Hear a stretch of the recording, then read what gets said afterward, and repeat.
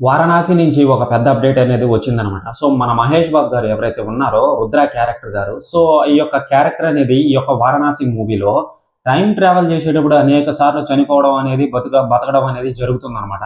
So అది కాకుండా ఈ యొక్క మూవీ అనేది యూరోపియన్లకి, అమెరికా వాళ్ళకి, ఆస్ట్రేలియన్స్కి, ఇటలీకి, సో మిగతా కంట్రీస్ ఏవైతే ఉన్నాయో వాళ్ళకి ఎలా నచ్చుతుంది, ఇది ఒక ఐమాక్స్ కెమెరాతో తీస్తున్నారు కాబట్టి వాళ్ళని మెప్పించేదానికి ఈ యొక్క రాజమౌళి గారు బాగా ట్రై చేస్తున్నాడు అని చెప్పి తెలుస్తుంది.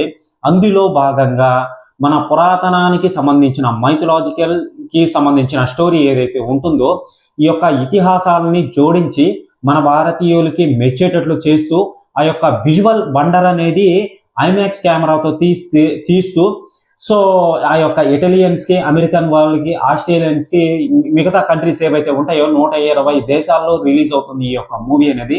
సో 55 థియేటర్లలో ఆడుతుంది కాబట్టి వాళ్ళకి నచ్చాలి కదా. సో ఏదో ఒక ఎలివేషన్స్ అనేటివి బాహుబలి లాగా ఇద్దరు హీరోల మధ్య ఫైట్స్ అనేటివి పెట్టేసి సో ఆ యొక్క ఎలివేషన్స్ ఇస్తే వాళ్ళకి తెలియదు. ఓకేనా. సో చూసుకున్నట్లయితే చాలా మంది, ఇంకో పాయింట్ అండి, చాలా మంది ఈ యొక్క మూవీ వారణాసి టీం వాళ్ళు మార్వెల్తో కొలాబరేషన్ అయింది అని చెప్పి చాలా మంది చాలా రకాలుగా మాట్లాడుతున్నారు అనమాట. కొలాబరేషన్ అయ్యేంత ఇది ఓకేనా. సో మన టాలీవుడ్ కి లేదు. ఓకేనా, ఇదంతా ఫేక్. చూసుకున్నట్లయితే దీనికి సంబంధించి మన మహేష్ బాబు గారు ఆ యొక్క కుంభ క్యారెక్టర్ ఎలా కలుస్తాడు ఏంటి, ఆ యొక్క టైం ట్రావెల్ అనేది ఎలా చేస్తాడు ఏంటి అని చెప్పి క్లారిటీగా ఒక ఫుల్ వీడియో చేశారండి.